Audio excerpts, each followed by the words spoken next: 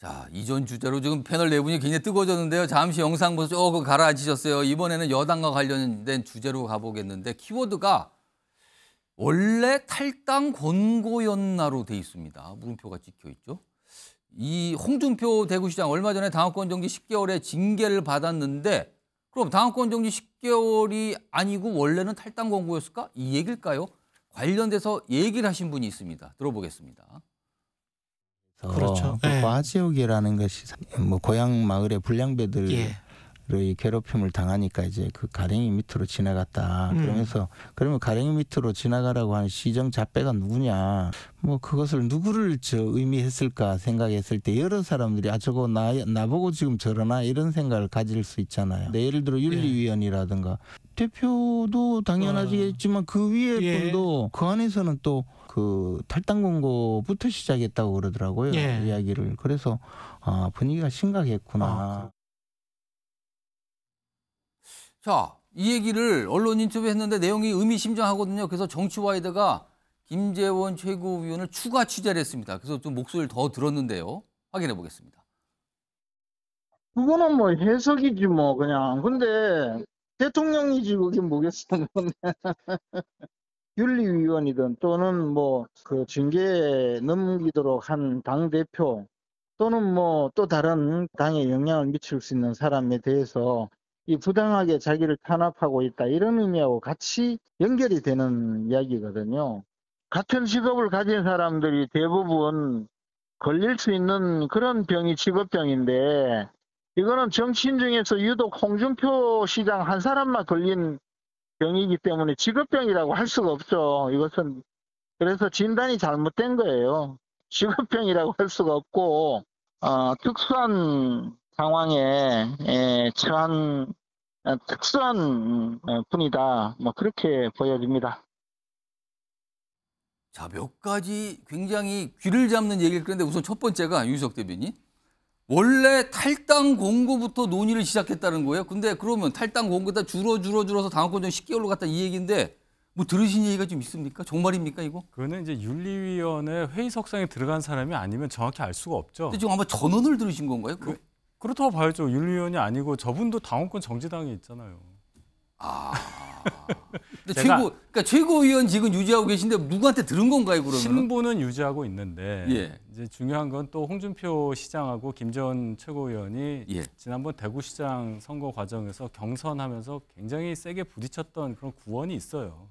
그럼 지금 감정적으로 좋지 않을 수 있다 이겁니까? 제가 볼 때는 홍준표 시장 관련한 그런 어떤 코멘트를 김재원 최고위원한테 받았다는 게 조금은 편향된 시각이 나올 수도 있다. 저는 이렇게 봅니다. 제 개인적으로는. 그럼 윤리위원회가 그러면은 원래는 당원권 정지 10개월보다 더 강한 징계를 생각했다가 여러 가지 참작이 있어서 좀 깎았다. 이거는 말이 안 된다고 보십니까? 아니면 가능성이 있다고 보세요? 여러 위원 중에 탈당 권고해야 된다는 의견을 낸 분이 있었다는 거는 저도 들었습니다. 그거를 있었다. 탈당 권고로 갔다가 당원권 정지 뭐 몇 년으로 했다가 최종적으로 10개월로 감경이 됐다 이렇게 얘기하는 거는 아무도 모르는 거죠. 의견일 수 있다. 서로 누구는 탈당 권고, 누구는 뭐 얘기하는 과정에서 합의하는 거 아니겠어요? 그거를 탈당 권고부터 시작해서 쪽쪽쪽 줄어서 여기까지 왔다고 표현하는 거는 어폐가 있죠. 그건 아무도 모릅니다. 일단 첫 번째 김재원 최고위원이 얘기한 중에 하나가 이제 탈당 권고부터 시작 이 부분이 귀를 잡았고요. 또 하나는 과하지옥이라는 표현을 홍준표 시장이 쓰면서 이게 또 논란이 됐거든요. 그런데 이게 누구를 겨냥한 거냐 이거에 대한 설명 나왔거든요. 이거 장윤선 기자. 아까 김재원 최고께서도 시원하게 대통령이지 누구겠어 이렇게 표현을 했는데요. 웃으면서 실제로 그럴 가능성이 높다라고 생각이 좀 되죠. 그리고 사실은 처음에 징계 논의가 있었을 때 수해봉사를 해서 아마도 감경이 될 거다. 그래서 엄중 경고 수준이 되지 않겠냐라는 진단도 있었고요. 기자들 사이에서는 많으면 6개월, 적으면 3개월 뭐 이런 정도에서 수준에서 끝날 거다. 근데 이제 수해봉사가 상당히 크게 반영이 돼서 경고 나올 거라고 했는데 기자들이 깜짝 놀랐죠. 당원권 정지 전혀 다른 상황이 돼버려서 논란 이런 상황인데 어찌됐든 홍준표 시장 입장에서는 지금 상황에서는 과지옥의 상황이 아닌가 싶습니다. 제가 봤을 때는요. 참 홍준표 시장 같은 경우에는 그분이 이야기한 레토릭이라든가 행동이라든가 이런 게 실질적으로 강단에서 이야기될 정도로 굉장히 독특합니다. 예. 독특한 그런 관점에서 본다 그러면 아까 직업병 얘기가 아마 그 설명을 하신 것 같은데요. 직업병에 대한 예. 부분을 좀 더 비판적으로 말씀하시는 건데 저도 참 관심 있게 많이 보는 입장인데 예. 말도 빠르고 행동도 빠릅니다. 아. 그러다 보니까 2% 부족하다는 그런 얘기가 나오죠. 그 애티튜드에 대한 부분이죠. 예. 그런데 이번 건 같은 경우에는 실질적으로 계전의 정의라는 얘기 있지 않습니까? 예. 법을 하셨으니까 막 그걸 아마 노리신 것 같아요. 그래서 사건이 발발했을 때 바로 봉사활동으로 가고 예. 여기 자숙 모드로 가고 사과말을 예. 최초로 밝혔지 않습니까? 그런 것들이 왜냐 그러면 초창기에 이 당이 요즘 그런 어떤 민심에 굉장히 민감합니다. 그래서 격앙됐겠죠. 또 왜냐 그러면은 홍준표 시장이 잠재적 대권 주자이기 때문에 예. 여기에 대해서 반대 진영에 있는 사람들도 있고 또 같은 생각도 있는 사람들이 있기 때문에 곱게 보지 않은 시각이 강하다 이렇게 봅니다. 그래 보면은 강하게 뭐 탈당까지도 이야기 나올 수가 있겠죠. 지나가는 얘기로. 아마 그 얘기가 와전이 돼서 원래는 뭐 탈당까지 갔는데 시작이 거기서부터였다 뭐 이런 거기서 얘기. 되지 않았나 이렇게 이제 유추 해석을 할 수가 있고요. 우리 그 대변인께서도 이야기하셨습니다마는 과하 지옥에 그러면은 가랑이는 그 누구 가랑이냐 이 얘기 아니겠습니까? 대상이 누구를 보고 한 거냐? 저는 뭐 꼭 집어서 이야기 다닌다는 게 이것도 뭐 인권 관련된지 모르겠습니다만 대통령은 아닌 것 같아요.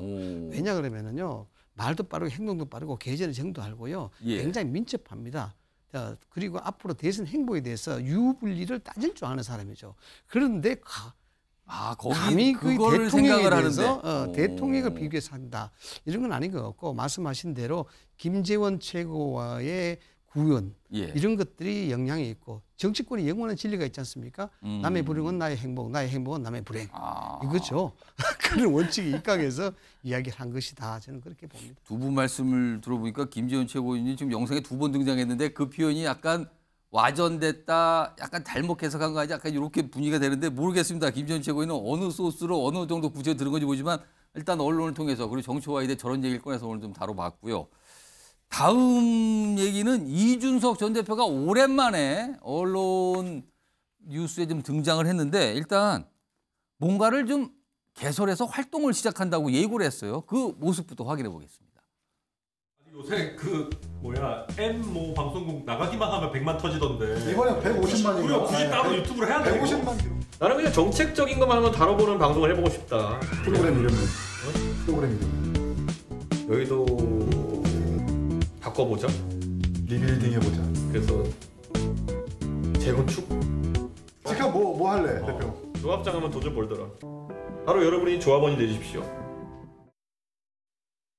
지금 이준석 전 대표가 유튜브 채널을 개설해서 운영하겠다. 이걸 예고편 영상을 저렇게 만드는데 맨 끝에 있죠. 뭐 조합원이 돼달라고 그랬단 말이에요. 화면 좀 보겠습니다. 자, 보면은요. 이 유튜브 채널의 이름이 여의도 재건축 조합이래요. 이게 정말로 무슨 재건축 다 부순 뒤에 다시 짓겠다 이 조합이 아니라 유튜브 채널이 여의도라니까 아마 정치권을 딱 겨냥한 이 말로 들리거든요. 현근택 부원장. 네. 요즘에도 이준석 전 대표 가끔 연락하시죠? 뭐 일이 있을 때는 가끔. 네. 이 채널 이름 의미심장해요? 이준석 대표가요. 재건축으로 재미를 좀 봤어요. 재미를 봤다고? 상계동에서. 네. 그러니까 이제 머릿속에 딱 박혀 있는 거예요. 재건축. 상계동에서 재건축으로 재미를 봤다고요?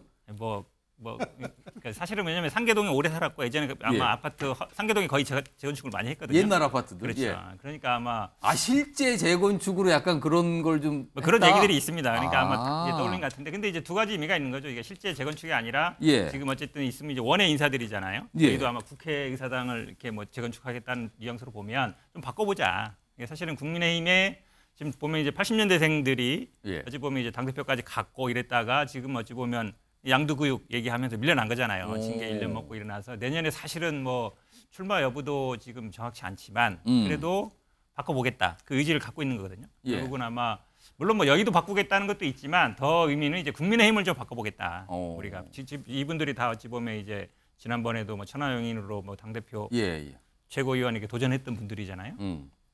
그런 걸 염두에 두는 것 같습니다. 그러니까 근데 저 더 강한 표현이 여의도 재개발위원회 뭐 이런 게 더 강한 거 아닙니까? 왜 재건축이라고 했을까요? 아까 말씀드렸잖아요. 본인 머릿속에 재건축이 딱 들어있더라고요. 본인의 어떤 실제 삶과 또 관련이 좀 있었다? 근데 재개발은 사실 어찌 보면 약간 구시가지 이렇게 것들을 하는 거거든요. 근데 지금 여의도를 재개발한다? 여의도의 이슈는 재건축이에요, 또. 여의도 앞에. 그런 것까지 감안한 거 아니냐? 그렇죠. 아무래도 좀 그러니까 여의도 자체가 어쨌든 뭐 구시가지를 재개발하는 건 아니니까 아마 그런 의미인 것 같습니다. 유석 대변인 하신 말씀이 있으신 표정인데요. 지금 뭔가 살짝 좀 지적을 하시고 싶으신 표정인데. 뭐 지적한다기보다 뭐 재건축이든 재개발이든 뭐 리모델링이든 다 좋습니다. 뭐 저희 당 분들이고 뭔가 그 여의도 정치를 바꿔보겠다는 그런 의도니까요. 그 선한 의도에 대해서는 제가 뭐라고 말씀드릴 건 없고, 다만 이렇게 저런 이제 영상을 보면 조금 그 국민 눈높이에 좀 맞는 영상이었으면 좋겠다는 생각은 들어요. 그 본인들이 굉장히 편하게 뭔가를 전달하는데 조금 더 진중한 모습을 보여주는 그런 영상이었으면 어떨까. 아마 보신 분들은 느꼈을 겁니다. 살짝 아쉬움이 있다 이런 말씀을 해주셨습니다. 알겠습니다. 뭐 기다려 보겠습니다. 저 채널 개설해서 뭐라도 얘기를 하겠죠. 아마 정치 관련된 얘기를 할 걸로 예고를 한 것 같아요. 기다려 보도록 하겠습니다.